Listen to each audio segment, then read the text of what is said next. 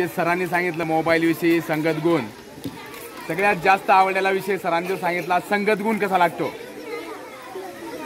ढवळ्या शेजारी पवळ्या बांधला वान नाही पण गुण लागला, या म्हणीचं इतकं सुपर एकदम सुपर केलं त्याने की पाण्याचं उदाहरण देऊन, आणि ते आपल्यासाठी खूप महत्वाचं आहे।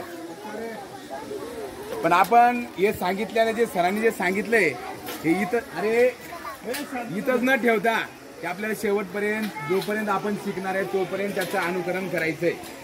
सरांनी एवढा वेळ दिला आपल्यासाठी, जवळजवळ 2 तास त्यांनी प्रवचन केलं आपल्याला, नाहीतर आपण जर त्याचं अनुकरण करत नसेल तर उपयोग काहीच नाही।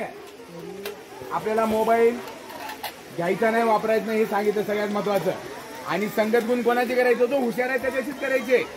एखाद्या मूर्खासंग गेलो आपण लगेच मूर्ख होऊन जाऊ। आपल्याला त्याचं पाण्याचं उदाहरण दिलं पासरांनी, दिलं का नाही, पाण्याचा थेंब कशात पडल्यानंतर काय काय होतं हे सगळं सांगितलं। त्याचप्रमाणे आता आपल्याला लक्षात आलं पाहिजे हा हुशार आहे तर आपण हुशारासोबत राहिलो, आदर्श विद्यार्थ्यासोबत जर राहिलो तर आपण 100% आपण त्याच्यासारखं आपण होऊ। हे सगळ्यात महत्त्वाचा विषय भारी सांगितला सरांनी। धन्यवाद। Thank you sir, thank you.